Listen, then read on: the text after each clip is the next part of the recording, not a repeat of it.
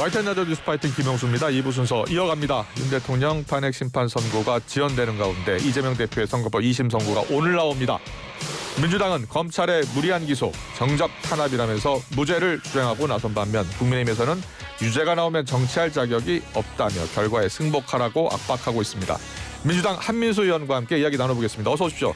안녕하십니까. 서울 강북을 국회의원 한민수입니다. 네, 서울 강북을 국회의원 한민수 의원이었습니다. 네. 이재명 대표가 공직선거법 위반 혐의 재판 2심 선고를 지금 앞두고 있는 상황이에요. 네. 자, 민주당은 무죄를 확신하고 있는데 어떤 점에서요? 오늘 오후 2시죠. 네. 그런데 저는 이 생각들을 좀 많이 합니다.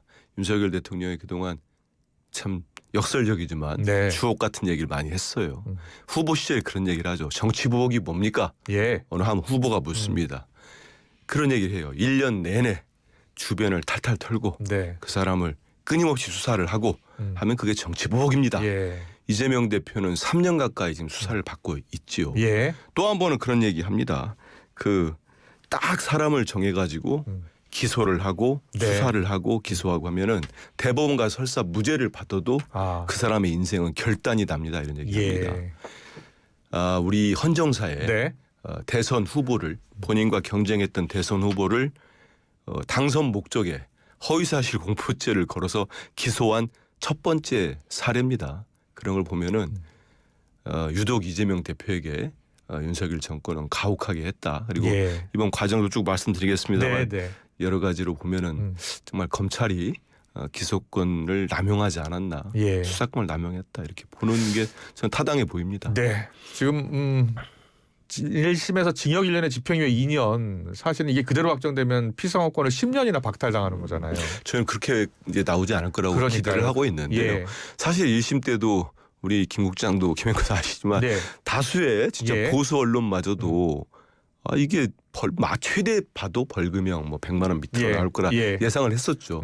근데 오죽하면은 당시에 대표적인 보수 논객도 이건 잘못된 판결이다 그렇게 얘기를 했습니다. 예. 왜냐하면 이게 보면은 이 대표가 그 후보 시절 또는 예. 경기도지사 시절의 기억이나 본인의 어떤 느낌 이런 걸 처벌하겠다고 검찰이 기소를 한 겁니다. 예. 그렇기 때문에 좀 무리한 기소였다고 보고 있습니다. 네, 하나하나 짚어보세요. 네. 자, 김문기 처장 모른다. 그리고 골프 안 쳤다. 그리고 국토부 협박 있었다. 요 세 가지인데요. 네. 일단 1심에서는 김문기 모른다는 일단 무죄였고요. 그렇습니다. 예, 골프 안 쳤다. 이 부분은 유죄였어요? 그 부분은 저 좀 유심히 보고 있는데요. 한 보면은 2월 저희들이 12일인가요? 3차 공판 때 재판부가 검찰이 하는 중요한 말이 있습니다. 저희 그동안 주장해왔던 걸 판사가 검찰이 얘기를 하는 겁니다. 예. 이게 뭐냐면 이 대표가 김문기와 골프를 치지 않았다고 직접 발언한 적이 없지 않느냐. 예. 이는 검사의 해석이 아니냐. 네. 이렇게 묻습니다. 그러면서 이거를 좀 더 검찰이 공소 사실을 더 명확하게 해야 된다. 예. 하면서 공소장 변경을 요구를 거기서 합니다. 공소장 변경 요청이 나온 거예요? 그렇습니다. 예. 그렇기 때문에 저희들 얘기하는 게 그렇지 않습니까? 지금 이 사진이 조작됐다. 그 국힘당 그래서 공개한 사진이 조작됐다고 얘기한 거를 1심 재판부는 그거를 마치 이 대표가 골프를 김문기 씨와 치지 않았다는 걸로 받아들여 가지고 그거는 우리 형사법에 나오는 유추 해석의 금지가 있거든요. 이재명 대표가 골프를 안 쳤다는 이야기는 한 적이 없다. 골프를 쳤다는 얘기를 했나요? 아니 그럼 골프 표현을 하지 않았다. 그렇죠. 그 사진을 물어보고 그 사진이 조작된 거는 다들 알지 않습니까? 여러 명이 찍었는데 마치 골프의 한 팀이 친 것처럼 국힘당에서는 그 부분만 클로즈업해서 공개를 했었죠. 그래서 이게 공소장이 변경 요구했다는 걸 저희들은 이 재판부가 봐도 이건 말씀 있지 않습니까? 검사의 해석이 아니냐 이렇게 물었다고 하거든요. 그렇기 때문에 저희들이 기대를 하고 분명히 이 대목은 무죄가 나올 거다 이렇게 보고 있습니다. 국토부 협박 관련해서는요? 그 부분도 용도 변경을 한 이유를 이제 이재명 대표가 이야기할 때 국토부 협박이 있었다라는 표현이 있어서 그런 거죠. 일단 우선 이게 국감장에서 있었습니다. 그게 경기도지사 국감인데 저희도 이번에 22대 국감을 해봤습니다만 당 이제 피감기관 장이 나와서 선서를 하고 합니다. 만약에 위증이라는 게 의원들이 생각하거나 이건 문제가 있다고 하면은 위증으로 고발을 하게 돼 있습니다. 근데 지금 우리 국민들이 놓치고 있거나 잘 파악이 안 되는 부분 어느 누구도 위증으로 고발하지 않았습니다. 검찰이 이 대목을 수사를 해가지고 기소를 한 겁니다. 그래서 저는 이 첫 출발부터가 잘못됐다고 보고 두 번째는 이 역시 이 대표의 당시 도지사로서의 발언이 여러 가지가 충분히 다 나옵니다. 네. 처음에 이 부분이 협박이라 느꼈다는 부분은 식품연구원 부지란 부분이 아니고요. 5개 그 공공기관 이전 부분이 있습니다. 거기에 대한 발언을 했던 거고 그다음에 당시 박근혜 정부가 국토부가 한 제 기억으로 3차례 이상의 공문을 보냅니다. 그러면 그 일개 기초단체장 입장에서는 저는 당연히 그건 위협적이거나 협박으로 느낄 수도 있다고 봅니다. 그 사실 자체가 있거든요. 근데 그 부분들은 이 3가지를 묶어가지고 이 대표의 발언 하나로 2심 재판부가 판단한 것 같고요. 무엇보다도 국토부로부터 협박이라 하면은 그건 행위의 주체가 어디가 되겠습니까? 국토부입니다. 그러면 우리 공직선거법상 처벌 조항에는 행위를 처벌하도록 되어 있습니다. 이 대표가 행위가 아니고 국토부의 행위 자체입니다. 저는 기소 자체에 무리가 있다 이렇게 보고 있습니다. 오늘 2시에 법원 앞에 혹시 민주당 지도부 의원들 가는 겁니까? 그 일전에도 그랬고요. 대표는 이제 비공개 회의 때도 그렇고 안 왔으면 좋겠다. 공개적으로 요구한 적도 있었죠. 근데 그래도 의원들이 가지 않을까 싶습니다. 오늘도 아마 대표께서 비공개나 이런 과정을 거쳐서 오지 말라고 얘기를 하실 것 같은데 또 요즘 시국도 엄중하니까 한데 저도 가볼 생각입니다. 만에 하나요? 만에 하나 민주당의 기대와 달리 유죄가 나온다면요. 향후 대권과대에 차질이 생기는 것 아니냐라는 시각도 있던데 어떻게 보세요? 저는 그 모든 판단의 기준은 결국 우리 200만이 넘는 정말 저희들 당원이 숫자가 많습니다. 한 번이라도 우리 민주당의 당원으로 가입한 분까지 합치면 저 500만 명까지 되는 어마어마한 숫자인데요. 당원과 국민들이 모든 건 판단하지 않을까 싶습니다. 제가 처음 말씀드린 대로 윤석열 정권 들어서 가지고 제1야당과 제1야당 대표에 대해서 행했던 이런 수사와 기소 이런 과정들 쭉 보면은 과연 이게 정상적이었는가 검찰권이 형평성과 공정성을 상실했다고 보는 국민들이 저는 많다고 봅니다. 그리고 특히 우리 당원과 지지자들은 절대 다 저렇게 느끼고 있기 때문에 그런 판단 하에서 지금 말씀하신 대로 어떤 예상치 않던 저희들이 기대하지 않는 결과가 나온다고 하면은 거기에 대한 기준이 되지 않을까 싶습니다. 알겠습니다. 결국 당원들이 선택할 것이다. 전 당원과 국민들이 판단하지 않겠습니까? 지난 월요일에 이 대표가 대장동 재판 증인으로 채택됐는데 불출석하면서 과태료 300만 원이 부과됐어요. 어떻게 되는 거예요?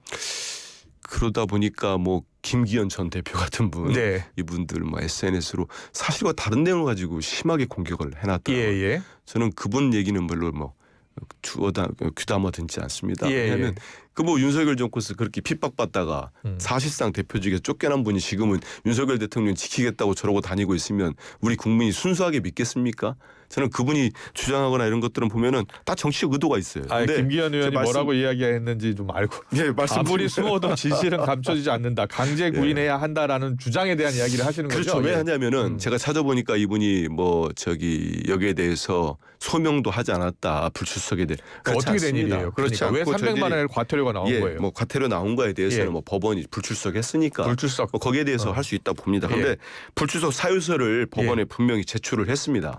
그러니까 김기현 대표님도 오해를 하는 거죠. 사실관계를 따져보고 공격하는 게 맞고요. 당시에 광화문에서 현장 최고위가 있었습니다. 그리고 지금 우리 국가가 상당히 미국으로부터 곤란에 처한 그 민간 국가 지정 문제를 따지기 위한 이 대표가 속해져 있는 국회 외통위 현안 질의가 있었습니다. 이런 국가적으로 중요한 문제, 당으로 볼 때도 중대한 회의가 있었기 때문에 이 회의에 도저히 그 재판에는 갈 수가 없다. 이런 불가피한 사정이 있다는 사유서를 냈고 충분히 법원 쪽에 재판부 쪽에 설명을 드렸습니다. 알겠습니다. 여기까지 듣고요. 윤 대통령 탄핵 선고가 늦어지자 김민석 최고위원이 지금 한 발언 있잖아요. 보이지 않는 손. 그게 지금 어떤 배경에서 나왔는지. 그러니까 이 보이지 않는 손이 뭐냐면 윤석열 대통령, 이재명 대표 동시 재거론이 있다. 의심스럽다라면서 나온 이야기예요. 보이지 않는 손이 일단 우리 많은 국민들이 김민석 우리 수석 최고위원 얘기 들으면 뭐 이렇게 이게 전혀 근거가 없지는 않을 거야 이렇게 생각할 거예요. 왜냐하면 아시지 않습니까? 윤석열 정권 계엄할 거다. 처음에 많은 사람이 귀담아지지 않았어요. 그런데 결국은 개엄하지 않았습니까?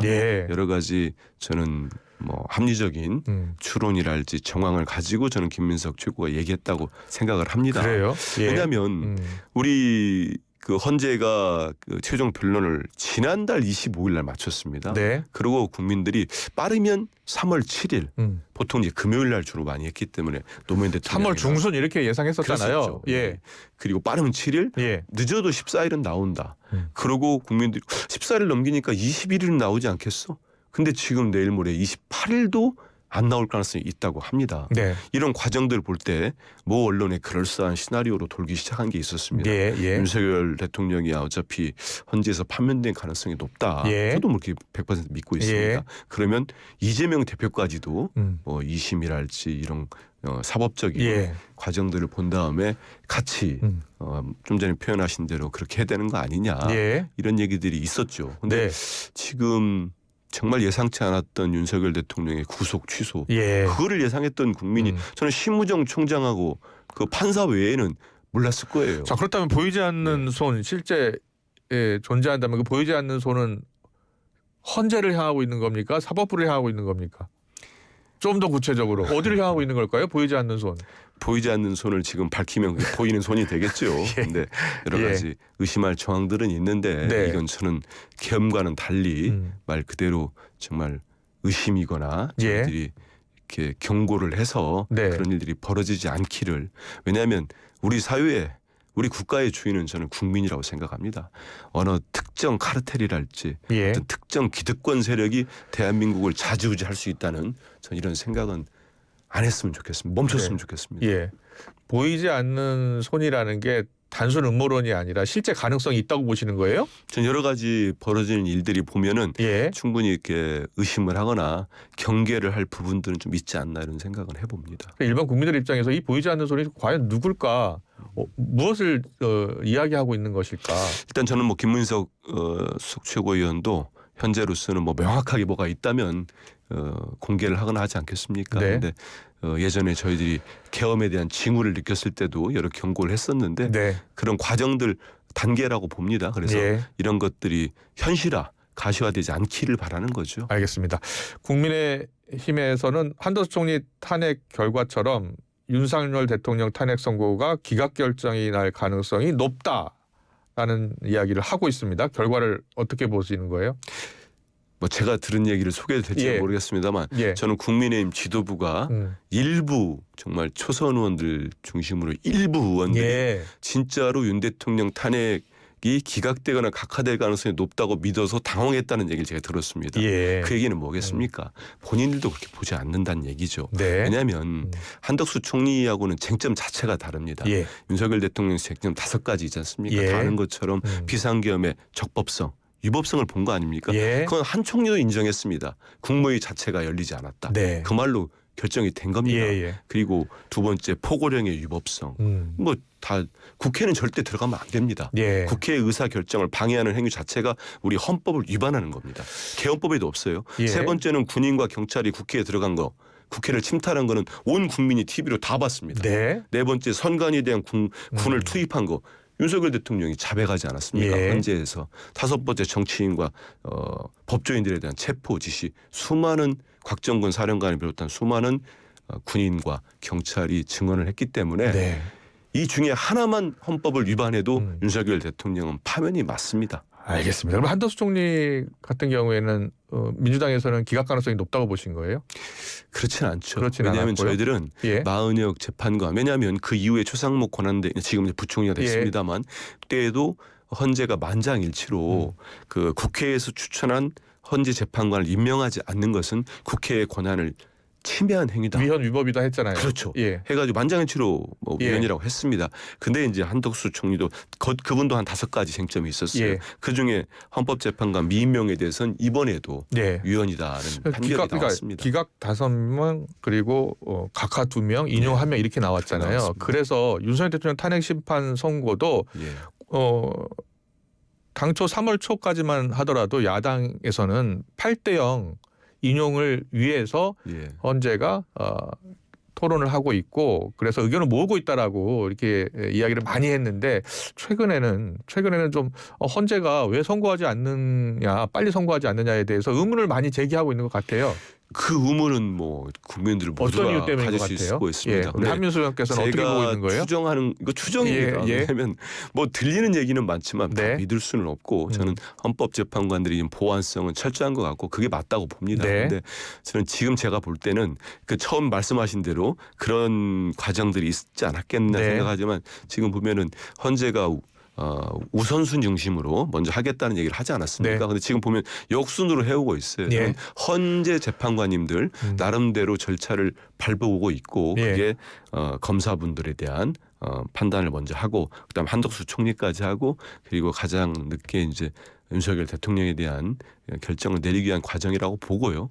그 과정들이 그렇게 따지면 이진숙 방통위원장은 4대4 나왔습니다. 그렇기 때문에 사안별로 헌재 재판관들이 헌법과 법률에 의해서 헌법에 따라서 판단하기 때문에 저는 한덕수 총리가 그렇게 재판관 8분이 나눠졌다고 해서 그게 윤석열 대통령 제가 지금까지 말씀드린 헌법에 위반한 5가지 위반 사항이 명확한데 이거를 일부 재판관들이 다른 생각을 할 거다? 저는 그렇게 보지 않습니다. 오히려 보수 성향의 재판관일수록 이건 헌법의 가치를 모든 재판관들이 똑같이 두겠습니다만 더 강경하게 저는 이건 판면사회로 볼 거라고 봅니다.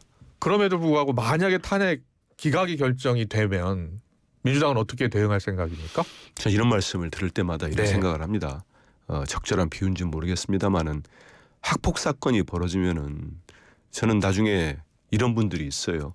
자, 피해자한테 와가지고 저 친구도 뭐 반성한다는데 그냥 좀 잘 지내보면 어떨까? 그냥 사이좋게 지내. 이게 말이 되겠습니까? 그 어느 보수 대표적인 보수 농객도 말씀했습니다만 살인 사건이 벌어졌습니다. 그 살인 사건이 있었어요. 근데 재판부가 갑자기 무죄를 선고하면서 그 피살자 가족들에게 자, 그냥 승복하시죠. 이 판결에 승복하실 수 있겠어요? 저는 대한민국을 이 모양 이 꼴로 만들어버린 사람이 누굽니까? 윤석열 대통령입니다. 12월 3일 날 무슨 일이 있었다고 본인과 김건희 여사가 공경에 처하고 명태균 게이트로 이제 정말 수사를 받을 수 없는 상황에 몰리지고 특검법이 통과될 수밖에 없는 상황에 몰리지 않았다면 그날 밤에 어느 국민이 계엄을 예상했습니까? 가해자는 명백합니다. 저는 윤석열 대통령입니다. 그런데 가해자는 승복에 대한 메시지를 다 한번화됐습니까? 왜 피해자들에게 우리 국민들에게 승복할 거냐 안 할 거냐 윽박지릅니까? 국민의힘도 저러면 안 됩니다. 저는 그거기 때문에 그 질문에 이렇게 답변드리겠습니다. 그래서 승복을 할 수 없다는 건가요? 만약에 그렇게 표현하시면 안 되죠. 저는 지금의 헌재가 윤 대통령에 대한 파면 분명히 8대0로 낼 거라고 보고 있고요. 윤석열 대통령은 지금이라도 국민들께 사죄를 하고 선동을 멈춰야 됩니다. 지금 대한민국의 민생과 경제와 대외 신인도와 국가 자체를 엉망으로 만든 사람이 윤석열 대통령입니다. 알겠습니다. 왜 국민들에게 사과를 했습니까? 본인 승복 메시지를 냈습니까? 그럼 여기까지 들으면 알 수 있을 것 같아요. 그렇습니다. 아니 저는 지금의 모든 책임은 가해자는 분명합니다. 왜 가해자가 반성하지 않고 그런 태도를 취하지 않는데 우리 국민들한테 가서 그런 얘기를 합니까? 저는 그건 맞지 않다고 봅니다. 알겠습니다. 오늘 이슈 인터뷰 더불어민주당 대변인 한민수 의원과 함께했습니다. 잘 들었습니다. 고맙습니다. 감사합니다.